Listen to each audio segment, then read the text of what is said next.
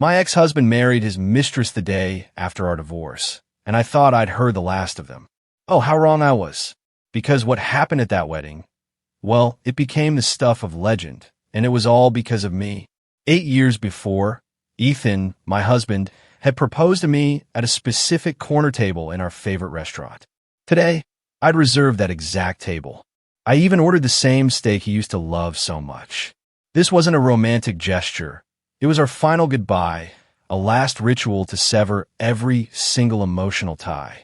On paper, we were about to stop being husband and wife, but my heart needed its own closure. He arrived 15 minutes late. The white shirt he wore was one I had painstakingly ironed for him just the week before I moved my things out of our apartment. He pulled out his chair, sat down, and didn't offer a single apology. He didn't even look at me. His eyes were glued to his phone, his fingers swiping frantically across the screen. Every so often, a sly, self-satisfied smile would stretch across that face I once loved so madly. I knew exactly who he was texting. Ashley, his very young secretary, the one who had so expertly, so cruelly inserted herself into our marriage. The waiter brought our plates. Ethan's steak sizzled on its cast-iron plate, releasing a fragrant, rich steam. He picked up his knife and fork, cut a piece, and chewed mechanically. "I ordered what you like," I said, breaking the suffocating silence. He just grunted, a curt yeah, never once looking up from his screen. I watched the man across from me. His coldness, his utter indifference, no longer hurt me. Instead, it brought a profound sense of relief. The glass of red wine on the table trembled slightly in my hand. I took a sip. Its bitterness was strangely calming. "Once all the paperwork is done, I've already bought my ticket," I said, my voice eerily monotone. "I'm moving to Oregon as soon as everything is finished." This time his finger stopped. He looked up, a fleeting flicker of surprise crossing his face before it was replaced by his usual blank indifference. "Oregon? And what are you going to do there?" "My grandmother left me a small house in Willow Creek, a town near the coast," I explained. "I'm going to settle there." I half expected him to ask something more, perhaps a faint, clumsy attempt to keep me, or at least a hollow wish for good luck. But no, Ethan just shrugged, as if I'd just told him the weather forecast. "Whatever you want. It's for the best," he said, and that smug smile returned. "Ashley and I are also planning the wedding. She deserves a grand ceremony. Ashley's not like you. She knows what she wants, and she knows how to make me happy." I almost laughed. He was right. I wasn't like Ashley. I didn't know how to feign weakness. I didn't know how to use tears to manipulate. And I certainly didn't know how to sleep with another woman's husband. But I didn't say any of that. I just nodded. "Well, congratulations to you both." The dinner ended quickly, in silence. He didn't even glance at me as he got up to pay. He left in a hurry, probably rushing back to his waiting secretary. I was left alone, staring at my almost untouched plate of steak. I called the waiter and asked for a to-go container. Not out of pity, but because I didn't want to waste the last dinner of a marriage. As bland and cold as it had been, it was finally over. I went back to our apartment, the one that was once our home. The silence was deafening. 8 years ago, Ethan and I had invested all our savings to buy this place in downtown Manhattan. I remember the day we got the keys, how we cried with happiness, how we painted the walls ourselves, chose every piece of furniture together. I truly thought we'd grow old here. I stopped in the middle of the living room. The cream-colored sofa we'd argued so much about choosing was now covered with a white sheet. The wall, once vibrant with our wedding photos, was bare, showing only the ghost marks of nails. Everything was still there, but its soul was gone. I started packing. 8 years of memories, now reduced to a few cardboard boxes. I opened the closet. My clothes on the left, his on the right. I carefully folded my dresses and blouses. A couple of his shirts were still mixed in with mine. I picked them up. The familiar scent of fabric softener still clung to the fabric. That scent used to be synonymous with peace. Now I placed them all in a separate bag for their new owner. I opened the bottom drawer of the closet where I kept our keepsakes. A small wooden box contained old photos. The first one we took together in college. Our smiles still so innocent. The photo from our wedding day. Me, radiant in my white dress. Him, looking at me with infinite tenderness. 8 years. Where had that look gone? I didn't cry. My tears had dried up the day I discovered his texts. I just felt a deep, profound exhaustion. I placed the wooden box at the bottom of my suitcase. I wouldn't throw it away, but I knew I would never open it again. It belonged to a chapter of yesterday, a chapter that had died with our marriage. I spent the whole afternoon cleaning.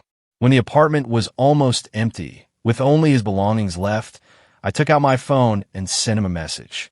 I packed my things. Keep whatever you want of the rest.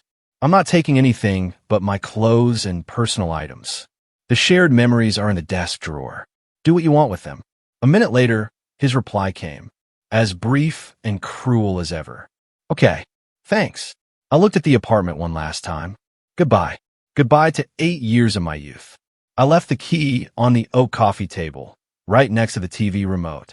A dry click echoed in the empty room. I dragged my suitcase to the door and slammed it shut behind me without looking back once. I felt light, as if a weight I had been carrying for too long had finally been lifted from my shoulders. Freedom. I was finally free. The day at the courthouse. The sky over New York was neither rainy nor sunny. The air was humid and dense, much like my mood months ago. But today my heart was strangely calm.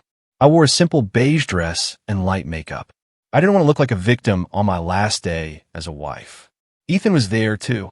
He wore a suit, his hair slicked back with gel, but the dark circles under his eyes betrayed his fatigue. Maybe he was exhausted from the legal proceedings, or maybe from pleasing his pregnant lover. An older judge, wearing glasses, looked at us with a touch of compassion. Have you thought this through? Marriage is for a lifetime. Yes, Your Honor, we have, we replied in unison. Everything was quick. Signatures. Stamps. The judge declared us divorced. 8 years of life together ended with a thin sheet of paper. I received my divorce decree, a certificate of my single status that felt both heavy and light. Just as we left the courtroom, Ethan's phone rang. He answered hastily, and his tone changed from cold to sickeningly sweet. I'm coming out now, my love. Don't move. Wait for me. He hung up and walked past me as if I were a stranger, rushing out. He was in such a hurry, he almost collided with a woman walking in the opposite direction. He didn't say a single word of goodbye. I stood there, watching his back disappear down the hall. I smiled. An ending like that was fine, too. I was in a hurry as well. I had left my suitcases at Jessica's place the day before. Now, I just had to pick them up and head to Penn Station. Jessica, my best friend, was already waiting for me. As soon as she saw me, she ran to hug me. Sarah, are you okay? Her voice was filled with concern. I'm fine, I said, patting her back. Better than ever. Jessica looked me up and down and frowned. You look it. Your face is paler than a ghost. Are you going to be all right on your own out there? She pressed a heavy cloth bag into my hand.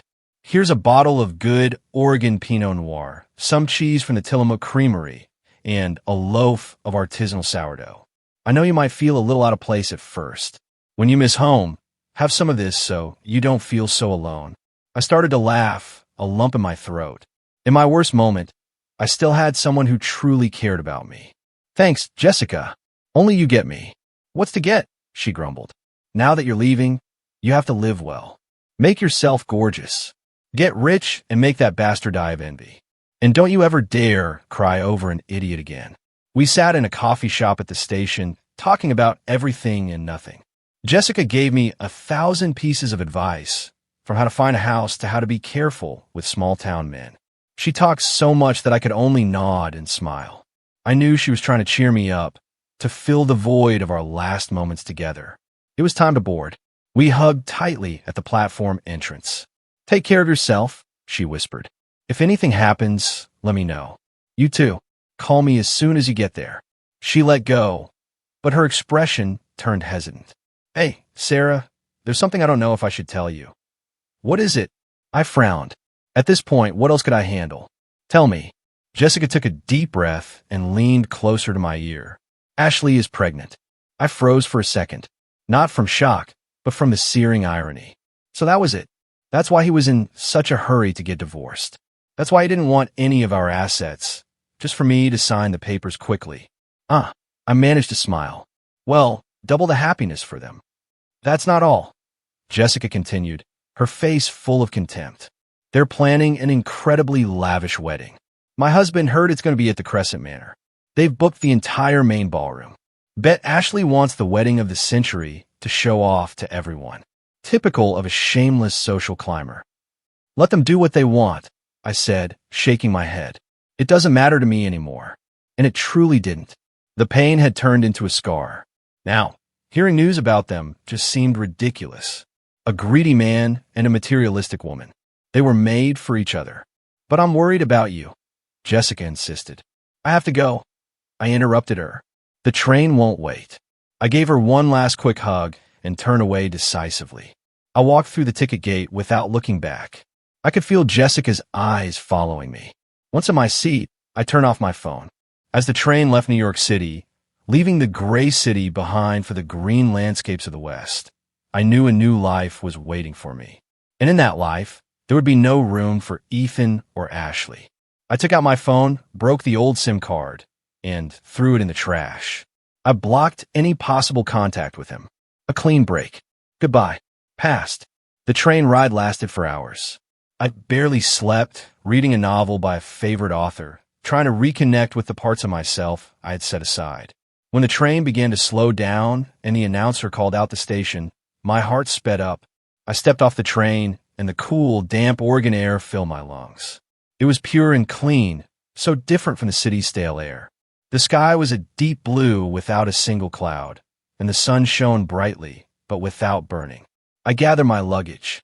Everything was unfamiliar, the accent, the people, even the smell in the air. But I didn't feel fear, just a strange, exhilarating excitement. I took a cab to Willow Creek. The driver, a friendly middle-aged man, glanced at my suitcases in the rearview mirror. Moving to Willow Creek, or just visiting? He asked with a warm local accent. Moving back, actually, I replied with a smile. I'm taking over my grandmother's house. Well, I'll be, the driver chuckled. Welcome home, then. Willow Creek is a beautiful town. You're going to love it. The car left the city behind and entered the countryside. Tall buildings gave way to tree-lined roads, intensely green meadows, and charming stone houses. The landscape was so peaceful that I rolled down the window and took a deep breath. The air smelled of wet grass, damp earth, and flowers. I knew I had made the right decision. The taxi stopped in front of an old stone wall covered in ivy, with a faded blue wooden gate. I paid the driver and dragged my heavy suitcase through the gate. My grandmother's house appeared before me. It wasn't a luxurious mansion, but a cozy two-story stone house with a slate roof. What took my breath away was the garden. It was an explosion of color. Climbing roses covered the walls. Hydrangeas of intense blue and violet formed huge clusters, and there was even a small apple tree laden with fruit. Before she died, my grandmother had hired a company to take care of the house and garden. I put the old key in the lock. The heavy wooden door opened with a soft creak. Inside, everything was clean and welcoming. The furniture was solid wood, rustic in style. A stone fireplace dominated the living room next to a wing-back chair upholstered in a floral fabric my grandmother had loved. The late afternoon light streamed through the large windows, casting golden reflections on the wooden floor. I left my suitcase and walked through the house. The small kitchen with its copper pots hanging on the wall. My bedroom on the second floor with a balcony overlooking the garden. Everything was perfectly preserved, as if my grandmother knew I would one day return. I opened the balcony doors. The autumn breeze brought with it the scent of roses. I stood there with my eyes closed. All the sorrow and pain of my old marriage seemed to vanish with that breeze. I was no longer Sarah, the betrayed wife. I was Sarah, my grandmother's granddaughter, the owner of this house. I was home. After a week of rest and getting my life in order, I started looking for a job.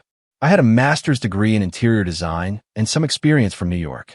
I didn't want to look in a big city, but in Willow Creek or a nearby town. I wanted a quiet life, no rush, no competition. I prepared my resume and started sending it to small design studios in the area. Luck smiled on me sooner than I expected.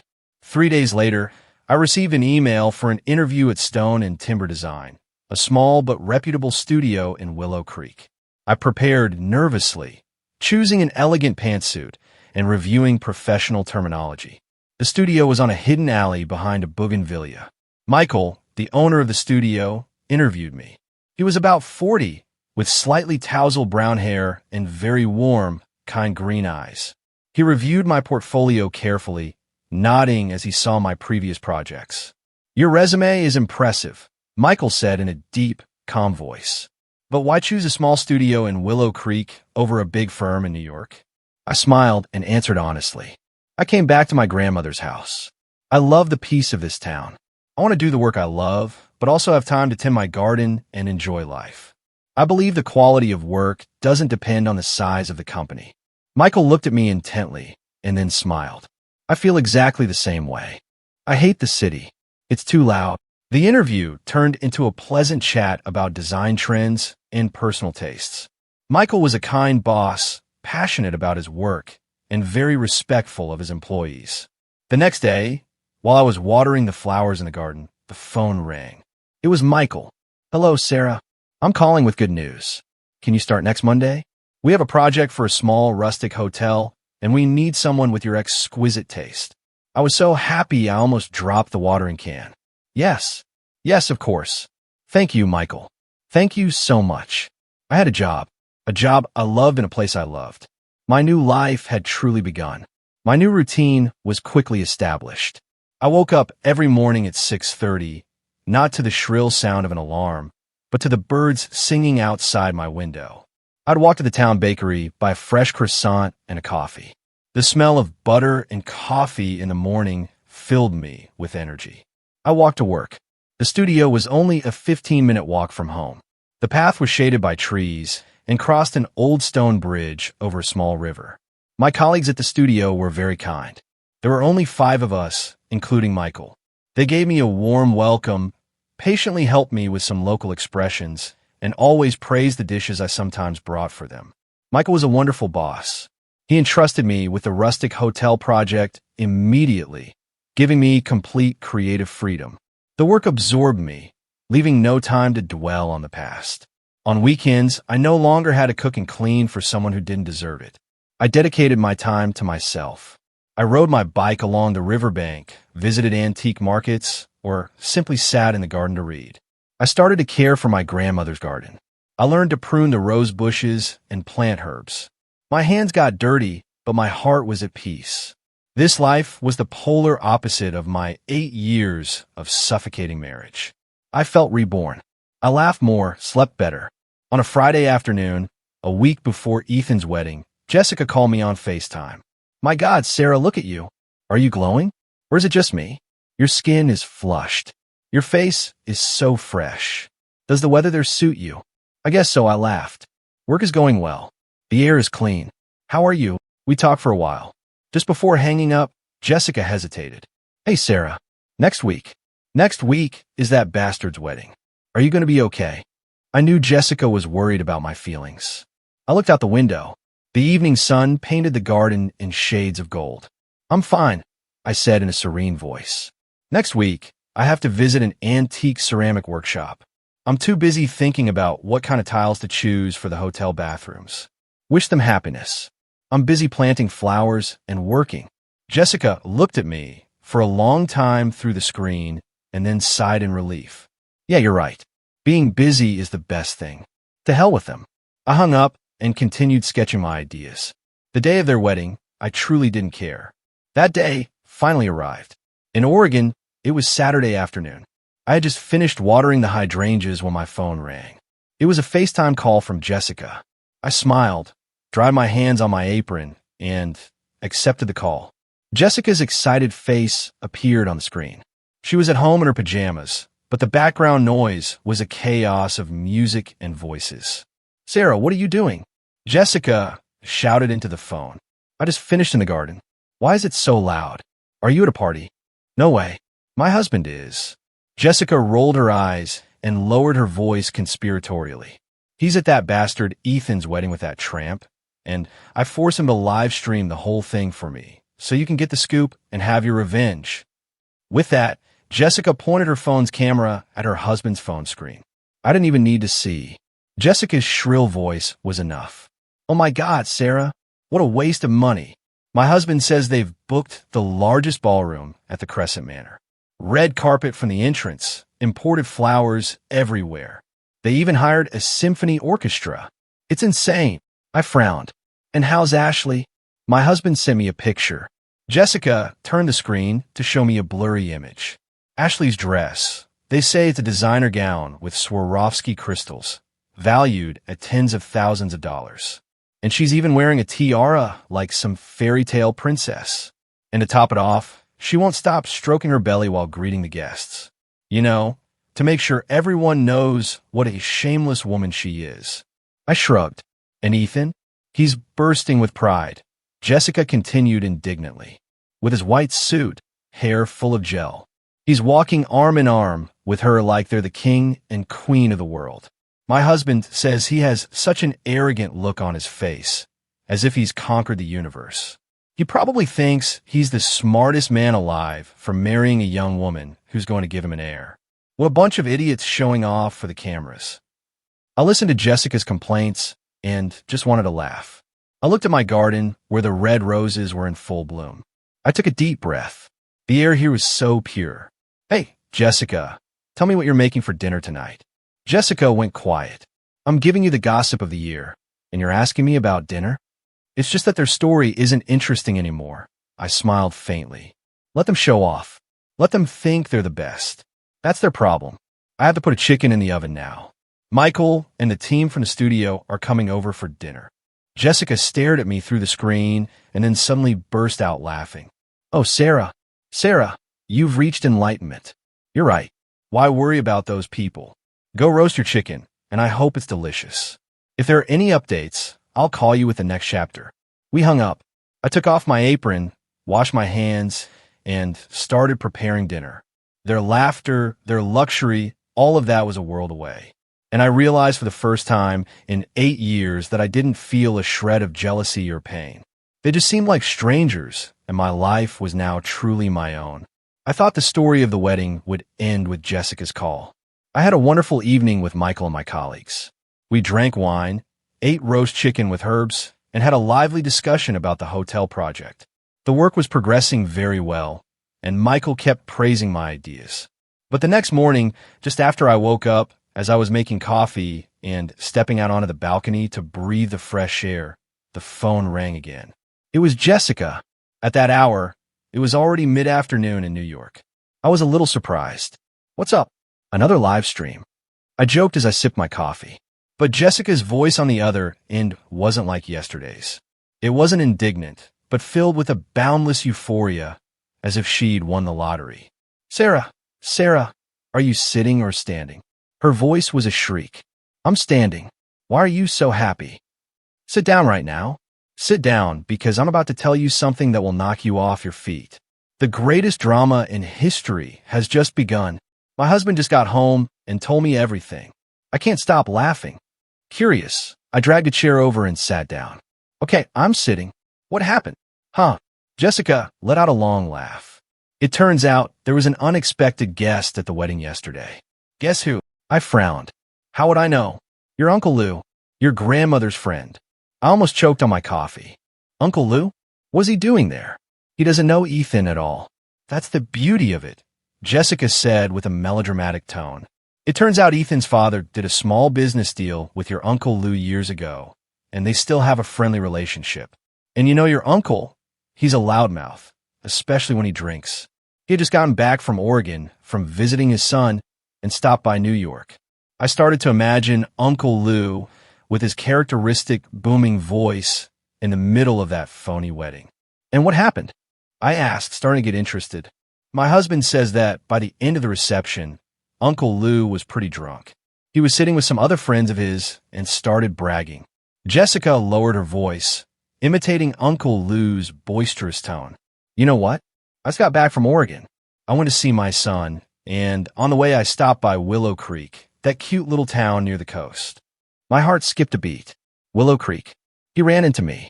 Exactly, Jessica exclaimed. My husband says, Uncle Lou continued to tell everyone at the top of his lungs. I ran into little Sarah, my late friend's granddaughter. My God, she's so beautiful and smart. She's living in a gorgeous house with a rose garden that her grandmother left her. She's living like a queen, you know. I was stunned. It was true. I had run into Uncle Lou last week at the town market. He called out to me, and we talked for a few minutes. I invited him to the house, but he said he was in a hurry to get to the airport. I never imagined it would end up like this. Jessica kept talking nonstop. Your uncle started telling your life story to anyone who would listen. And with that voice of his, even the tables next to them heard him. A vague sense of unease crept over me. This story, told at Ethan's wedding, couldn't be just a simple anecdote. My husband says, Jessica continued, getting more and more excited, that just as Uncle Lou started talking about you, Ethan and Ashley were thanking guests at the next table. They heard everything, word for word. I held my breath. Jessica cleared her throat, continuing her performance. Uncle Lou was shouting, Sarah is a rock star. She's working for a design studio out there. Her boss, a great guy, adores her. Can't stop saying wonderful things about her. Says she just landed them a contract to design a huge hotel. The apple doesn't fall far from the tree. Smart and hardworking like her grandmother. I could picture Ethan's face at that moment. He who had always belittled my work, who considered me a conformist who lived off him. But wait, Sarah, here comes the best part. Jessica shouted, unable to contain herself. Here comes the climax. A friend at your uncle's table asked him, Wow, is the girl that smart? She must be making a good salary, right? And your Uncle Lou answered, waving his hand, Salary? What's salary? The salary is for her expenses. Her grandmother adored her. Not only did she leave her the house with a rose garden, she left her a multi-million-dollar inheritance. They say it's a fortune, several $1 million. Little Sarah is now a low-key millionaire in Oregon, living the good life, free as a bird, without having to put up with any jerks. I was speechless. It was true. My grandmother had left me an inheritance, but I had never discussed the amount with anyone. I didn't know Uncle Lou knew in such detail, much less that he would blurt it out in the middle of the wedding. Oh my God, Sarah. My husband says that the instant the word millions left your uncle's mouth, Ethan's face went from white to green. He could barely stand, and Ashley next to him had her mouth wide open. She couldn't believe what she was hearing. People at the surrounding tables started whispering. The rumors spread like wildfire. The groom's ex-wife is a millionaire. Turns out the one he just left is actually rich, and he's marrying the secretary. The murmuring grew. And you know what? Jessica said with a triumphant voice. Just when Ethan was in shock, realizing he had thrown away a gold mine, your Uncle Lou delivered the final blow. My heart sank. There was more. The rumor was spreading throughout the hall. Ethan and Ashley were paralyzed. Ashley tried to pull Ethan's arm, but he seemed glued to the floor. And then Uncle Lou, after talking about you, continued his conversation with his friend. I could imagine the scene. A strange silence fell around Uncle Lou's table. Everyone strained to hear. Jessica imitated Uncle Lou's voice again. But these days, my friend, there's a lot of deception. If you end up with a gold digger, you're lost. Like what happened to the groom? This Ethan guy, I flinched. He said that clearly? Almost. Jessica exclaimed. My husband says your uncle continued. The other day, I went to the bank to run some errands and I ran into Bob, the VP of credit, who's a friend of mine, and Bob told me something very funny. He told me that this Ashley, Ethan's secretary, the bride today, went to the bank last week and made a scene. The faces of Ethan and Ashley, according to Jessica's husband's account, were drained of all blood. Bob told him, Jessica continued her performance, that this Ashley went to withdraw some money from her savings account. And while she was doing it, she complained to the teller. She was talking so loud the whole bank heard her. She said, I'm so fed up. Really? I thought I'd hit the jackpot with a rich boss, but it turns out it's all for show. We're about to get married, and I still have to lend him money. I just lent him $5,000 for the expenses of this wedding. Just my luck. A deathly silence fell over the hall for a moment. Jessica's husband said he could hear the clink of an ice cube falling into a glass. Two explosive truths revealed at the same time in front of hundreds of guests. Truth number one. The abandoned ex-wife Sarah was actually a millionaire with a house in the Pacific Northwest and an immense fortune. Truth number 2. The new wife Ashley, who was showing off her $1,000 dress, was actually a gold digger. And the groom, Ethan, who acted so high and mighty, was broke and had to borrow money from his future wife to pay for the wedding. Sarah. Jessica's voice trembled. Ethan couldn't take it anymore. He started to shake. He turned to look at Ashley, and he looked at her as if he wanted to kill her right there. I was sitting paralyzed on my balcony in Willow Creek. The cup of coffee in my hand had gone cold. I knew that the best comedy and the worst tragedy had just begun. If you're still with me, soaking up all this drama, hit that subscribe button. You won't want to miss what else life threw my way. I remained motionless, the phone pressed to my ear.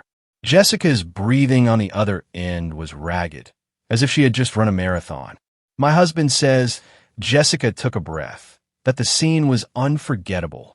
Ethan was shaking like a leaf. The entire hall, which had been a buzz of music and laughter, fell into a deathly silence. Hundreds of pairs of eyes were fixed on the two of them. I could imagine the humiliation. Ethan, a man who lived for appearances, who always needed to prove his success and power, was stripped bare in front of all his guests and business partners, exposed as an idiot who had been duped by a woman. The look on Ashley's face was priceless. Jessica continued. She tried to grab Ethan's arm, whispering, "Honey, let's go to another table. Everyone's staring at us." But Ethan didn't move. He just stared at her. My husband said his eyes were bloodshot, that he looked terrifying. The champagne flute he was holding started to tremble, the golden liquid about to overflow. And then, Jessica lowered her voice as if telling a secret. He yelled. No, he didn't yell. He roared like a wounded animal. Talk. What's this about the $5,000? You dare to lend me money? Ashley, terrified, took a step back. No, honey. He must have been joking. Please believe me. Believe you? Ethan let out a bitter, mocking laugh. So you can play me for a fool? So you can take my money while I've lost everything? Jessica's husband said that Ethan didn't finish the sentence. He couldn't verbalize the truth that he had thrown away a fortune of millions of dollars. That revelation, combined with the deceit before him, completely destroyed his self-control. Crash! Jessica shouted. He crushed the crystal glass in his hand. Sarah! He shattered it with his bare hand. Blood started to gush out, dripping onto the red carpet. I shuddered. I knew Ethan had a temper, but I never thought he could lose control like that. Blood and champagne splattered everywhere. Jessica's husband told her, staining Ashley's $1,000 dress. She let out a scream. Ethan, at that moment, seemed to have gone mad. He looked at his bloody hand and then looked up at Ashley. You lied to me, he bellowed, his voice breaking. It's all your fault. You've ruined me. The rage exploded. The regret for losing me. The humiliation of Ashley's deceit. The fury at realizing he was a complete fool. It all built up and turned him into a madman. He realized, on his own wedding day, that he had let go of a good, wealthy, and capable wife to end up with a lying gold digger, one who had milked him for every last cent to throw this ostentatious wedding. He had thrown pure gold in the trash to pick up a painted rock. And then, I asked my throat dry. Chaos. Absolute chaos. Jessica's voice still trembled. After yelling, "You've ruined me," he started destroying everything. Destroying everything at his own wedding. My husband says yes. Jessica replied hastily. He swung his arm and swept the tower of champagne glasses off a nearby table. The sound of shattering glass was deafening. He flipped over an entire table full of food. Lobsters, seafood. Everything went on the floor. The guests were screaming and backing away in fear. And his parents were white as sheets. They ran towards him. His father tried to hug him. Ethan, what are you doing? Stop it, please. This is an embarrassment. But he pushed his own father away. He was like an animal out of control. He pointed at Ashley, who was paralyzed and trembling in her white dress, stained with wine and sauce. Talk. And what about the pregnancy? Did you lie to me about that, too? He yelled. The shout echoed through the hall. That question was the spark that lit the fuse. People started whispering louder. Oh my God, the pregnancy is fake, too. No wonder she was touching her belly so much. It was all an act. What a terrifying woman. Ashley, cornered, reacted. There was no trace of her fake sweetness left. She screamed back, "Are you crazy? You dare say my child is fake? Shut up." Ethan swatted her away with the back of his hand. The push was so strong that Ashley, in her high heels, lost her balance and fell backward. "Oh," Jessica gasped. "My husband says she fell and hit her stomach on the corner of a decorative table." I held my breath. Even though I didn't like her, a child was innocent. Did something happen to her? Ashley clutched her stomach, pale as wax, screaming in pain. Seeing her, Ethan stopped for a second, probably scared. But just then, Jessica paused for breath. Bob, the bank VP that Uncle Lou had mentioned, who was there as a partner of Ethan's company, came over when he saw the commotion. And what did Bob say? Probably to get on Uncle Lou's good side. He spoke up loudly. Jessica continued, "Mr. Stone, calm down. It's true that Miss Miller was complaining at the bank. I myself heard her say you were short on cash and that she had to lend you $5,000. I even have a copy of the bank statement right here." Jessica's husband said that after that statement, the hall erupted. Confirmation from a bank employee, right there. Nothing could be more credible. It was the last straw. Ethan had nothing left to lose. His career, his pride, his love, his money. It had all been shattered in one night. He let out one last roar, Jessica said, and flipped the head table where the 7-tier wedding cake was. Frosting flew everywhere. "Everyone get out of here. The wedding is over." The terrified guests stampeded for the exit. They weren't just leaving. They were pulling out their phones to take pictures and videos. A wedding of the century, just as Ashley wanted, but a century of disaster. "My husband ran out too," Jessica concluded. "He told me that as he was leaving, you could still hear Ethan breaking things and Ashley crying and cursing. A circus. A pathetic circus.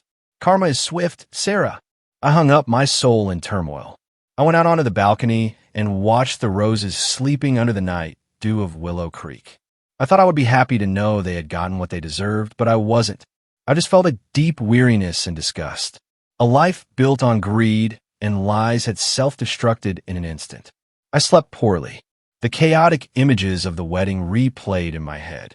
The next morning, I woke up with dark circles under my eyes. I decided not to listen to any more news from Jessica.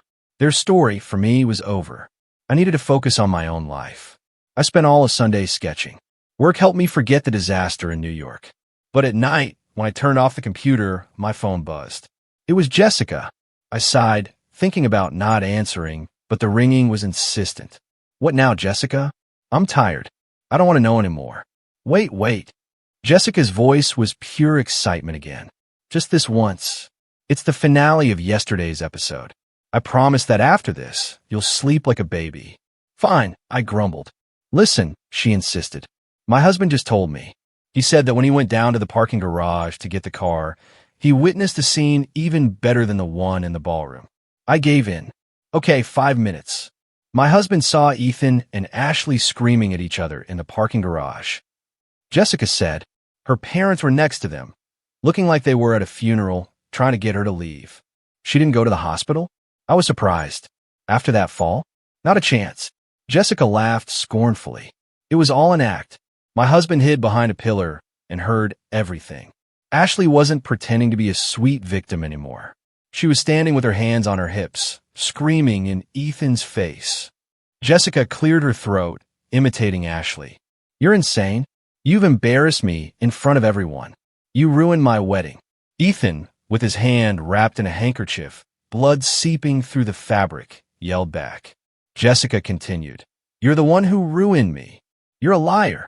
You've been stealing from me." And then Ashley started to laugh. Jessica said with contempt, a laugh that made my husband's skin crawl. "Steal from you? Do you even have money to be stolen from? Who paid for this wedding, huh? Tell me. My $5,000 wasn't even enough to get started. And my parents had to mortgage their house to pay for this sham, so you could look good. You useless man. You're useless." I was frozen. So Ethan had not only borrowed money from her, but had also squeezed her parents dry. He had sunk too deep into the mire of his own ego. "My husband says," Jessica continued, "that when Ethan heard that, he was speechless. He didn't expect her to throw it in his face so directly. The battle in the parking garage, with no audience or cameras, was where their true natures came out.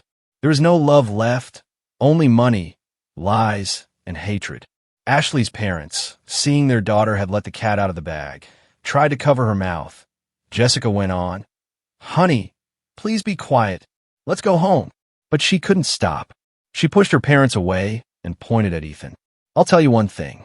I married you for your money, for your director position, and for this wedding, and now you've destroyed everything."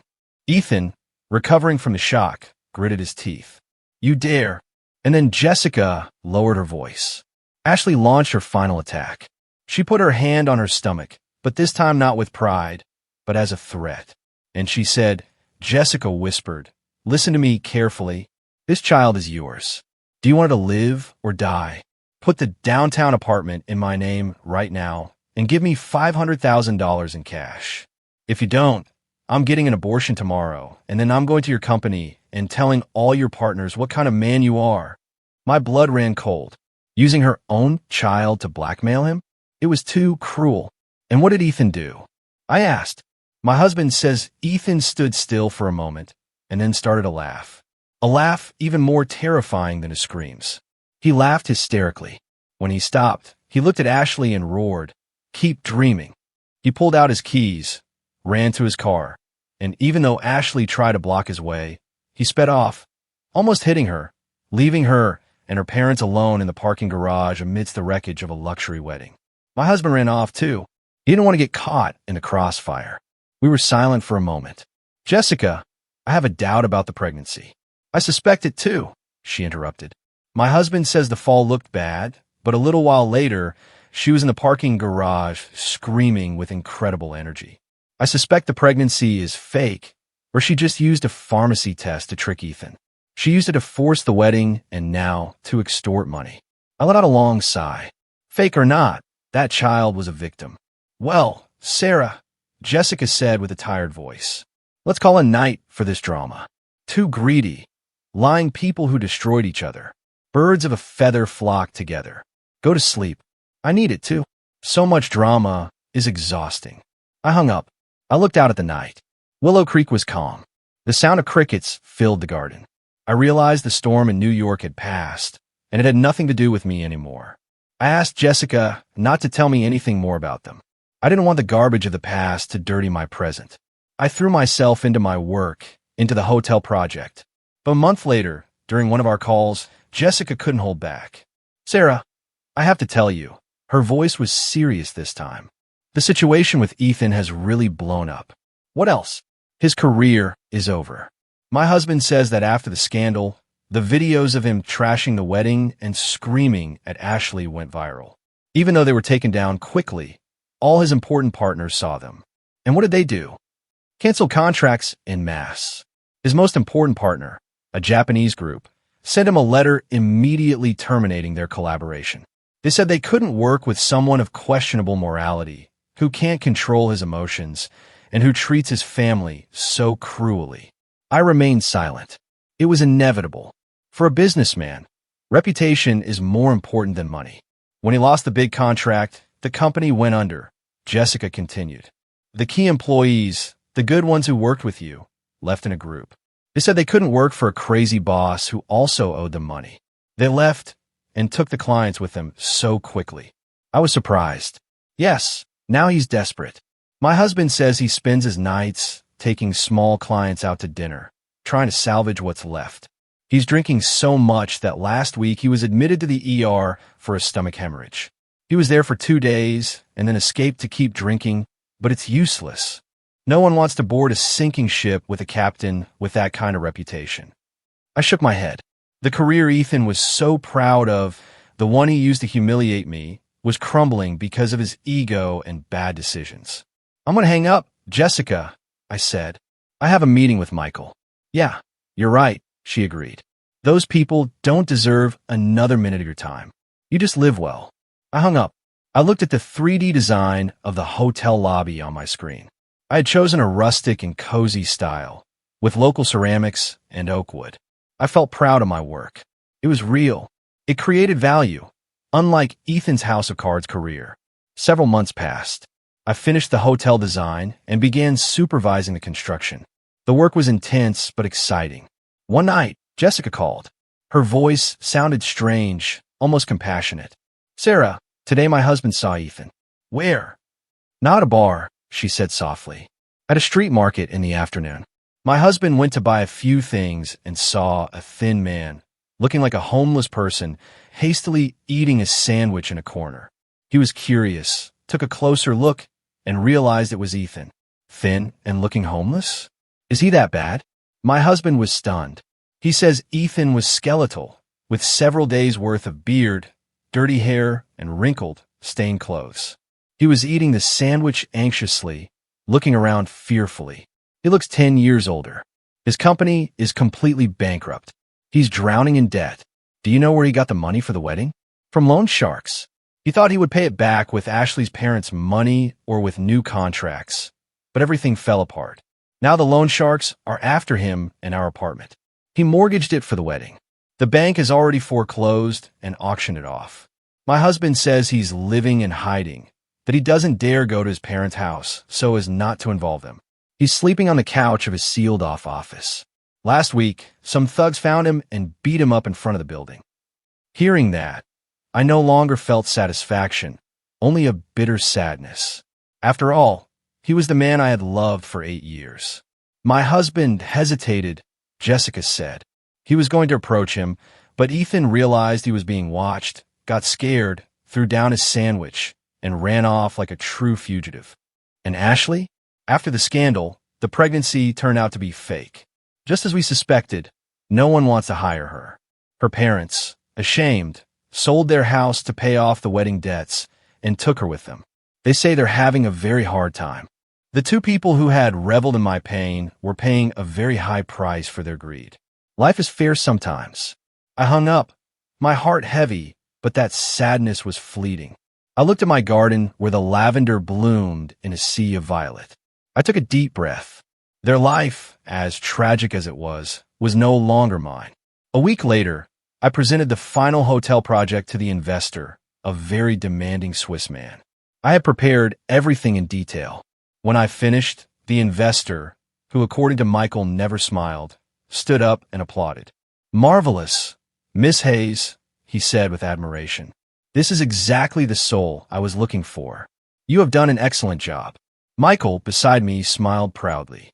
The project was approved without a single change. Back at the studio, Michael told me, "Sarah, you've amazed me. The client is delighted. He's going to recommend us for a much larger resort in Provence." It was a team effort, Michael, but the vision was yours. To celebrate, the company has decided to give you a 30% raise effective this month, and you deserve a week of paid vacation. Go wherever you want and recharge because the Provence project is waiting for you. I was so happy. I wanted to jump in the middle of the street. A raise, a vacation, and most importantly, my work was recognized. I realized that by leaving Ethan, I hadn't lost anything. I'd found myself and so much more. I decided to use my vacation to travel down the California coast. I rented a small car and drove on back roads, staying in rustic inns, eating goat cheese and toast with olive oil. I met new people. We talked about wine, art, and the beauty of life. I realized my value wasn't in being someone's wife or in the money I had, but in my independence, in my ability to create my own happiness. When I returned to Willow Creek, my garden was even more beautiful. I signed up for advanced French classes and a pottery workshop. I wanted to keep learning. One afternoon, while reading in the garden, Jessica called. We talked often, but only about my life, her work, her kids. We never mentioned Ethan or Ashley again.